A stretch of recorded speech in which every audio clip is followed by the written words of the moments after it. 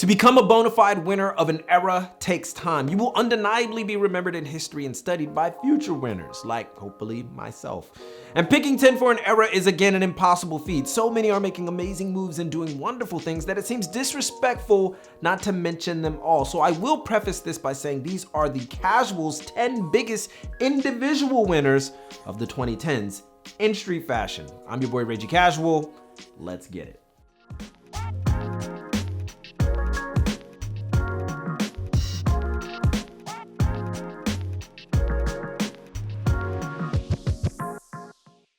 We're gonna start this off with just a little respect. Give some respect where respect is due. Rihanna secured the bag. Fenty is a hit. She expanded the purview of women's street fashion. She generated over 500 million with Fenty Beauty in a year. She's the first person to literally have her own house under LVMH in decades. And of course, she's just bad. Rihanna is killing the game. And even though many of us don't interact with her brand, it's simply hard to ignore her success.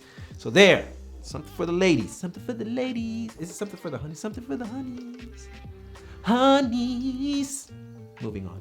Yoshi Fujiwara has re-established himself as the godfather of streetwear. The pool, the parking, the conveni, all hits, all from the mind of Fujiwara. This resurgence has a lot to do with Japan's massive tourism it has experienced this generation, with many engaged in shopping, and Fujiwara has certainly profited from being the most well-known individual in street fashion in Japan. LV, Nike, and Moncler collabs aside, Hiroshi is clearly a legend. Even Nintendo recognizes this guy, and that's a testament to his crossover appeal. When you take a historically relevant label that was on the brink of ruin and return it to glory and then some, you deserve more than a gold star. And that's what Alessandro Michele did with Gucci. While there have been mishaps at Gucci, Alessandro being at the helm has brought the brand back to relevance. His collections continue to garner praise. He attaches himself to the new generation and Harry Styles for that matter. And apparently for a lot of people, that's a win altogether. He did good work though. 3 billion's a lot of money. Demma Vesalia has been the left jab to Virgil's haymakers. With Vêtements, Vesalia introduced us to the world of interpretation through street silhouette, and as a result of his tongue-in-cheek ironic collections, became a hit. He then became the creative director for Balenciaga, ushering in a new era for the label as it continues to defy expectations. Through Demma, Balenciaga has received much needed exposure and stands again as a major player on the runway and in the street. Jun Takahashi has opened up undercover and has given so many gems, from introducing the React Element 87, giving us amazing collections to study and wear, and making the label even more accessible. Undercover is expanding rapidly, but what makes Jun special is that he loves the craft. He loves designing, and even states that the only reason he maintains expansion is because he wants to continue doing what he does. A bona fide winner in the industry and in self. Jerry Lorenzo killed it. He just did. Say what you want about the Jerry boys, the style was incredibly popular. Still kinda is in a way. It probably is a mainstay at this point. Jerry secured bags with Nike, with PacSun, bags with Vans, bags with Converse, and his main lines continue to show that he is concerned with growth as a designer. While not everyone digs the personality, Jerry Lorenzo is one of the most successful street fashion designers on the planet today, and widely recognized as the one who made grunge into luxury. So let's be real, Kim Jones knows the future. He's a soothsayer. He has this ability to forecast the industry like no other mainstream designer right now. He replaced Paul Herbers at LV in 2011, then he replaced Chris Van Ash at Dior in 2018, and at each place he has set the tone, giving us a view of a new line of thinking in luxury, one that embraces the new while recognizing the wisdom of the old.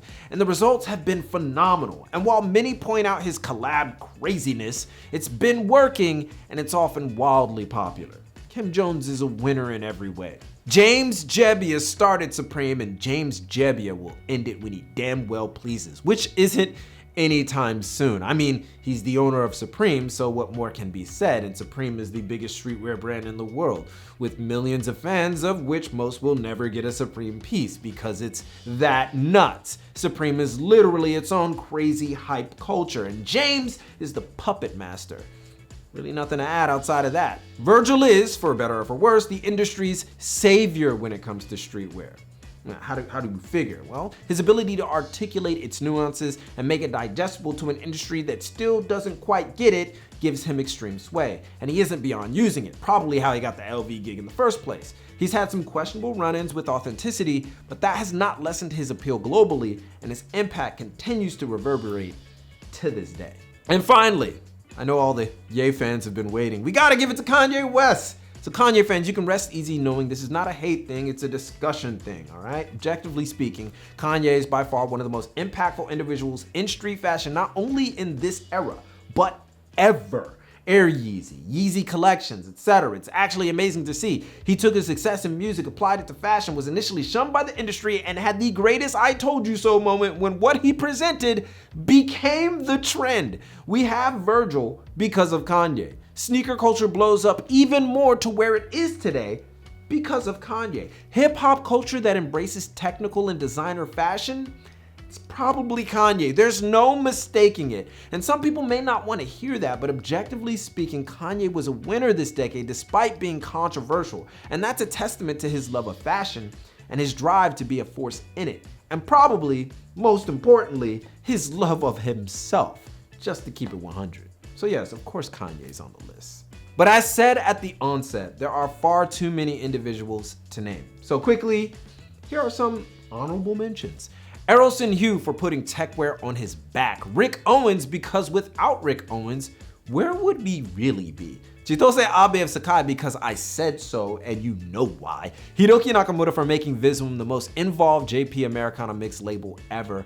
All the Italian guys that own New Guards Group, I'm not gonna butcher their names, but they owned Off-White, Heron Preston, and Palm Angels and sold it to Farfetch, so they got the bag. Gosha because he was major, minus the trouble. Shane Oliver for literally starting the street designer movement with Hood by Air. Olivier Rouston for being the youngest to head Balmain. Matthew M. Williams for taking Function to the runway. Yoon of Ambush because Ambush kills it in every way. The homie Ronnie Feig for growing Kith like crazy. And Verdi, but Verdi, you probably got the next 10. We'll see you on the streets over here. And of course, there are many more, but we'll leave the rest up to you. So let us know what you think or who else should have been added, or if we missed anything, or if you agree or disagree, whatever. Give a thumbs up if you like the vid. Follow on Instagram for the latest out of Japan and beyond, but most importantly, keep it locked right here for all of your info on international street fashion and culture. From Tokyo, it's your boy, and keep it casual. Yoroshiku onegaishimasu. I'll see you guys in a minute. So yeah, 10 years. 10 years. From 2010 to 2019, that's 10 years because you know you add 0 and you count all of the years. You count the 0 year. I know some people don't do that. They go by the Gregorian calendar, right? Which says that the decade starts at the 1. So to a lot of people, next year is the end of the decade. Like 2020, the end of 2020 is the end of the decade because they're saying, oh, that's the full 10. But when we say it colloquially, we say like the 2010s or the 1990s or the 1980s. That's what we're going by. So just so you guys don't go crazy on me. Please, please, please. It's not that hard. Come on, guys.